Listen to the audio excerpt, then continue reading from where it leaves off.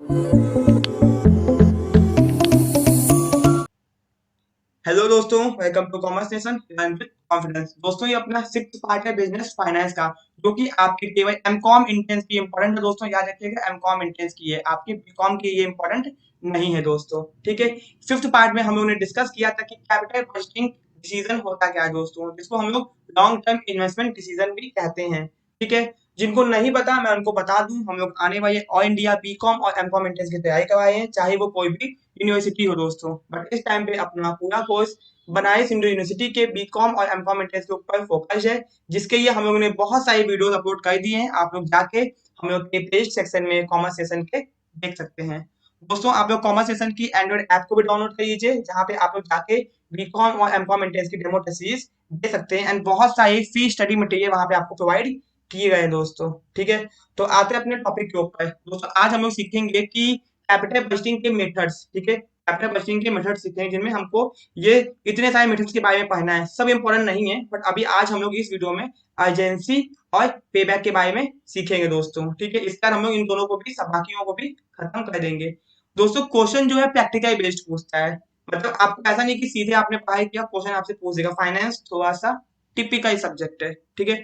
तो दोस्तों, आपको पता होगा कि कैपिटल बजटिंग एक तरह का लॉन्ग टर्म इन्वेस्टमेंट डिसीजन होता है, जिसके अंदर एक कंपनी को डिसीजन लेना पड़ता है कि कंपनी कैसे अपना लंबे समय की पैसे को इन्वेस्ट करे। तो उसके लिए उसको पता होना चाहिए कि उसका पैसा कब तक वापस आएगा।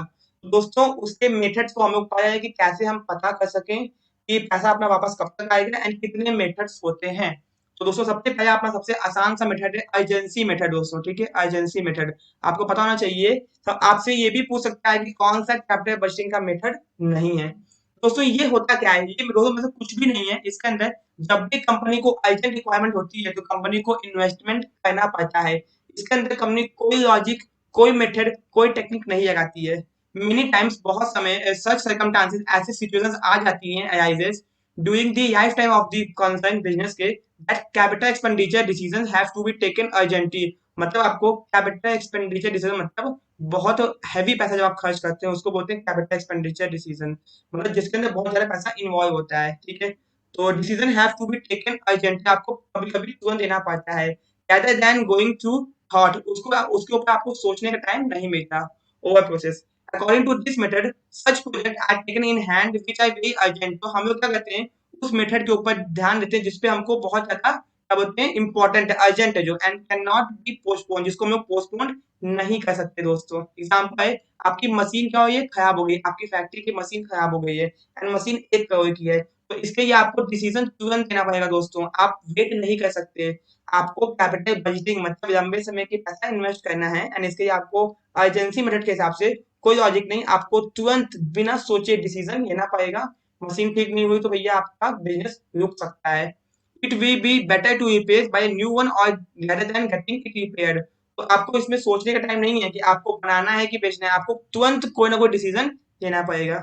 This decision may be uncalled for in economic terms, but has taken in order to start the present process. आपको बिजनेस को स्टार्ट करना है। इस मेथड के अंदर आपको देखिए, इतना आपको नहीं पढ़ना है, आपको ये सब रीडिंग नहीं मानना है, बस इस मेथड का मतलब समझना है।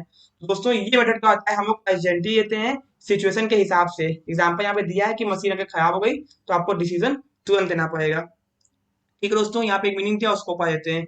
Urgency is the most commonly use touch stone for testing the desirability of project in all the firms. दोस्तों, ये बहुत इंपॉर्टेंट मेथड है कि आप अर्जेंटली कितने डिसीजंस ये पाते हैं। ठीक है दोस्तों। उसके बाद some time permanent investment become inevitable because of adhering to the law now standing the economic utility. कभी कभी हम लोग गलत डिसीजन भी ये लेते हैं, जिससे हमारे बिजनेस की विएबिलिटी के ऊपर असर पड़ता है दोस्तों। इसमें कुछ भी नहीं था, आपको कुछ भी ध्यान नहीं देना, बस ध्यान आपको क्या लेना है दोस्तों, कि ये कौन सा मेथड है, आपको इस मेथड का नाम पता होना चाहिए, एंड ये ऐसा मेथड है जिसके अंदर आपको ये पता होना चाहिए हम लोग सिचुएशन एंड कंटीजेंसी के हिसाब से बिना सोचे समझे तुरंत डिसीजन लेते हैं दोस्तों। ठीक है। अब आते हैं हम लोग दोस्तों इसके मेरिट्स पे। This method is very simple, ये बहुत सिंपल है, क्योंकि उसमें कुछ सोचना समझना तो है ही नहीं, एंड इजी टू अंडरस्टैंड, समझने में बहुत आसान है। But it ineffective for long term project. कभी कभी ये डिसीजन गलत भी हो जाता है, इनफेक्टिव मतलब गलत भी हो जाता है। The decision taken on the basis of urgency may or may not become successful. कभी सक्सेसफुल होता है और कभी सक्सेसफुल नहीं होता है दोस्तों। As a matter of chance, chance की बात है, as they lack any economic और साइंटिफिक रीजनिंग, इसके पीछे कोई साइंटिफिक जुगाड़, साइंटिफिक सेटिंग नहीं होती है। Sometime the departmental officer also get the money sanction for their project showing false urgency, कभी कभी योग डिपार्टमेंट वाले गलत चीजें दिखा के पैसा बिजनेस से निकलवा देते हैं, ठीक है, ये भी इसकी कमी है। This may lead to internal struggle in the firm, और जिससे बिजनेस को दिक्कत का सामना करना पड़ सकता है। तो दोस्तों कैपिटल बजटिंग का ये पहला मेथड था जिसको हम लोग कहते हैं अर्जेंसी मेथड, ठीक है। दोस्तों अब आते हैं दूसरे मेथड के ऊपर, जिसका नाम है पे बैक मेथड, और जिसको यूकूपमेंट पीरियड मेथड भी कहते हैं। तो आपको नाम तो पहले पता होना चाहिए कि पे बैक को भैया यूकूपमेंट पीरियड मेथड भी कहते हैं, दोस्तों इस नाम को याद रखिएगा। अब दोस्तों ये पे बैक होता क्या है, सबसे पहले पे बैक पीरियड को समझिए। पे बैक पीरियड एक ऐसा पीरियड होता है जो कि आपको ये बताता है कि आपने जो पैसे को इन्वेस्ट किया है वो पैसा कब तक रिकवर हो जाएगा दोस्तों। तो दोस्तों सपोज कि आपने 1 लाख रुपए इन्वेस्ट किया है, वो 1 लाख कितने टाइम में आपको वापस मिल जाएगा, पे बैक पीरियड आपको यही बताता है, ठीक है दोस्तों। The period during which project is expected to pay back its cost, आपने जो कॉस्ट मतलब इन्वेस्टमेंट किया है वो आपको कितने टाइम में वापस दे देगा, इसी को कहते हैं पे बैक पीरियड। दोस्तों एग्जाम में पे बैक पीरियड से क्वेश्चन पूछा गया है। तो पे बैक पीरियड वो पीरियड होता है कितने टाइम में आपका पैसा आपको वापस मिल जाएगा, केवल इन्वेस्टमेंट, सपोज 1 लाख की इन्वेस्टमेंट की गई है तो वो इन्वेस्टमेंट आपको कितने टाइम में मिल जाएगी दोस्तों, ठीक है।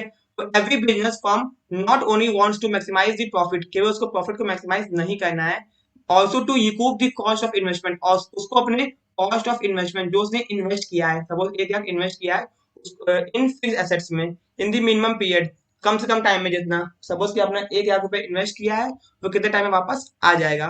तो पे back period is the time, ये वो टाइम होता है इन विच, जिसके अंदर the original cost of the investment, जो आपने ओरिजिनली उस प्रोजेक्ट के अंदर इन्वेस्ट किया है, इज रिसीव्ड बैक, आपको वापस मिल जाती है। This method establishing the relationship between capital invested and profit expected. आपको दोस्तों इस मेथड की एक कमी भी जो हम नीचे डिस्कस करेंगे, आपने कितना कैपिटल इन्वेस्ट किया है कितने टाइम में आपको वापस मिलेगा, इसी को बोलते हैं पे बैक पीरियड। इतनी डेफिनेशन से आपको मतलब नहीं है, पे बैक पीरियड का मतलब आपको पता होना चाहिए, ठीक है। तो therefore the payback period is the length of time, कितने टाइम में ये रिक्वायर्ड टू रिकवर आपके ये इनिशियल एक कैश आउटले, जो कि इनिशियल कैश आउटले मतलब कि आपने जो पैसे को इन्वेस्ट किया है वो कब तक वापस आ जाएगा। This period is also called, बहुत इंपॉर्टेंट है दोस्तों, इसको याद रखिएगा, बहुत इंपॉर्टेंट है, इसको cash recovery period and payment और रिकूपमेंट पीरियड भी कहते हैं, एग्जाम में क्वेश्चन पूछ सकता है दोस्तों। तो therefore the payback period is the length of time required to recover the initial cash outlay, जो आपने पैसा इन्वेस्ट किया है वो कब तक वापस आ जाएगा। इस पीरियड को हम लोग क्या बोलते हैं, कैश रिकवरी पीरियड, पेमेंट या फिर रिकूपमेंट पीरियड भी कहते हैं दोस्तों, इसको याद रखिएगा, बहुत इंपॉर्टेंट है, ठीक है। अब दोस्तों हम लोग अपने आगे आते हैं इस टॉपिक के ऊपर, ठीक है। In the case of even cash flow, अब दोस्तों देखिए आपने बिजनेस के अंदर पैसा इन्वेस्ट किया है तो हो सकता है कि आपको हर महीने सपोज कि 10,000 फिक्स मिल जाए, 10,000 10,000 आपको हर साल मान लीजिए हर साल 10,000 10,000 10,000 आपको हर महीने फिक्स पैसा इनफ्लो हो रहा है, आ रहा है, आपने लगा दिया बिजनेस के अंदर 1 लाख रुपए, ठीक है, 1 लाख लगा दिया और आपको हर क्या बोलते हैं साल क्या बोलते हैं 10,000 मिल जाए, तो भैया आपको पता चलेगा कि 10,000 मिल जाए तो 10 साल के अंदर आपको जो है आपका 1 लाख रुपए वापस आ जाएगा। ये तो हो गया जब आपका जो कैश इनफ्लो हो रहा है, ये आपका कैश इनफ्लो है, मतलब जो आपको मिल जाए, ये आपका इनफ्लो इवन है, मतलब हर साल आपको 10,000 मिल जाए। तो कभी ये इवन भी हो सकता है और कभी अनइवन भी हो सकता है, तो दोनों मेथड में आपको पता होना चाहिए। तो देखिए in the case of even cash flow, जब आपको हर साल एक फिक्स्ड अमाउंट वापस आया है आपके इन्वेस्टमेंट जो आपने किया था उसके मुताबिक, सिंपल भाषा में आपने किसी बिजनेस के अंदर पैसा इन्वेस्ट किया है कुछ भी पैसा, एंड दोस्तों आपको हर साल कुछ इवन कैश इनफ्लो हो रहा है, सपोज कि 50,000 हर साल इनफ्लो हो रहा है। In the cash inflow are even from the investment, then payback period can be find out by dividing the investment by annual cash flow। तो कैसे फाइंड करेंगे, नीचे देखिए फॉर्मूला, आपको पेबैक पीरियड निकालने के लिए कितना आपने इन्वेस्ट किया है और कितना आपको इन्फ्लो आया है। एग्जांपल आपने किसी प्रोजेक्ट में इन्वेस्ट किया 1 लाख रुपए, ठीक है, एंड दोस्तों आपको हर क्या बोलते हैं साल क्या बोलते हैं 20,000 मिल रहा है, ठीक है, and annual cash inflow for 10 years, 20,000 10 साल तक आपको 20,000 मिल रहा है। आप क्या कीजिए 1 लाख को 20 से डिवाइड कर दीजिए तो आपको 5 साल में आपका जो 1 लाख रुपए है दोस्तों वो वापस हो जाएगा। बात समझिएगा, इसका फॉर्मूला याद रखना, आपको एग्जाम में क्वेश्चन पूछ सकता है, ठीक है, कि original investment upon annual cash inflow, ये इवन के केस में है, जब आपको हर साल एक इवन अमाउंट रिसीव होता रहेगा, ठीक है। अब दोस्तों ऐसा कोई कंफर्म नहीं है कि आपको हर साल ये 20,000 मिलता ही है, कभी 20, कभी 10, कभी 15, कभी 0, कभी कुछ नहीं, ऐसा भी हो सकता है। तो in the case of uneven cash inflow अगर ऐसा होता है तो क्या होता है, आपको देखिए सीधे फॉर्मूले पे आते हैं। यहाँ पे सपोज कि आपको पहले साल में 10,000, दूसरे साल 20,000, तीसरे साल 30,000, चौथे साल 40,000। तो आप ये कैसे पता करेंगे कि आपको कितने टाइम में आपका 1 लाख रुपए वापस आ जाएगा? ठीक है दोस्तों, तो यहाँ पे हम लोग कम्यूटिव निकाल रहे थे, कम्यूटिव कैश इनफ्लो आपको याद होगा ना, MUTU इकोनॉमिक्स का वैसे ही है ये 10,000 है, यहाँ पे 10,000 सीधे है, फिर इसके अंदर ऐड कर देंगे 10 और 20 को यहाँ पे ऐड करके 30 लिख दिया गया, फिर 30,000 60,000, फिर ये देखिए 1 लाख रुपए। अगर आपको अनइवन कैश इनफ्लो हो रहा है तो आपको क्या निकालना पड़ेगा, कम्यूटिव कैश इनफ्लो निकालना पड़ेगा इसको ऐड करके। तो आपको पता चल जाएगा दोस्तों कि कितने टाइम में आपका पैसा वापस आ जाएगा। तो यहाँ पे पे बैक पीरियड आपका कितना है दोस्तों, 4 साल। मतलब कि अनइवन वाई केस में इस क्वेश्चन के हिसाब से 4 साल में आपका पैसा वापस आ जाएगा। तो अगर आपको क्वेश्चन पूछता भी है तो आप लोग कर सकते हैं। तो पे बैक पीरियड इसमें कितना है, 4 साल, और उसमें दोस्तों 5 साल था। ठीक है, ये इवैल्यूएशन है, आपको इससे मतलब नहीं है, आपको सीधे आप एडवांटेज डिसएडवांटेज के ऊपर देखना है। ठीक है दोस्तों, ये मेथड बहुत ही सिंपल है, इसमें कुछ बुद्धि नहीं लगानी। सिंस इट इज इम्पैसिव आइए कैश इन्फ्लो, दोस्तों ये कैश इन्फ्लो के ऊपर बेस्ड है, कितना कैश इन्फ्लो आएगा उसके ऊपर आप लोग डिसीजन लेंगे। ठीक है, ज्यादा डीप में नहीं पढ़ना आपको। ठीक है दोस्तों, it is rough and ready method, ये एक कच्चा एंड रेडी मेथड है दोस्तों। ठीक है, ये बहुत इंपॉर्टेंट है दोस्तों, आपको याद रखना होगा इसको। ठीक है दोस्तों, ठीक है दोस्तों, it is rough and ready method for dealing with risk, मतलब एक रफ मेथड बताया गया कि आप लोग रिस्क से कैसे बच सकते हैं दोस्तों। ठीक है, अभी दोस्तों मैं इसके ऊपर थोड़ा हैंडी नहीं हूँ, इसी थोड़ी सी मुझे प्रॉब्लम हो रही है, बट बहुत जल्दी आप लोगों के मैं इसके ऊपर हैंडी हो जाऊंगा। ठीक है, हैंडी मीन्स की थोड़ा मुझे अभी प्रॉब्लम हो रही है, बट मैं बहुत जल्दी आप लोगों के लिए इसके ऊपर अच्छे से काम करने लगूंगा। ठीक है, तो हमने देखा कि ये एक सिंपल मेथड है, कंसेप्ट एंड एप्लीकेशन के हिसाब से ज्यादा नहीं बना आपको। Since it is in passage, ये कैश इन्फो, ये पूरा कैश इन्फो के ऊपर बेस्ड है, तभी ये काम करेगा। एंड दोस्तों ये क्लॉफ एंड येटी मेथड है, आपको पता चलेगा कितना रिस्क बिजनेस के ऊपर है। अब इसकी कमी की बात की जाए तो इट फेल टू कंसीडर की टाइम वैल्यू ऑफ मनी, दोस्तों ये टाइम वैल्यू ऑफ मनी को ध्यान नहीं देता, ये पूछा गया एग्जाम में। मतलब कि ये method time value of money को ध्यान नहीं देता। अब आपने 1 लाख रुपए इन्वेस्ट किया है दोस्तों, ठीक है, तो अब आपका 1 लाख रुपए बहुत इंपॉर्टेंट है आज के लिए। अब 1 लाख रुपए 10 साल बाद बहुत ज्यादा इंपॉर्टेंट रखता होगा। ठीक है, तो आपको बस ये याद रखना है कि टाइम वैल्यू ऑफ मनी जब हम लोग चैप्टर पढ़ेंगे तो अच्छे से आपको मैं बता दूंगा।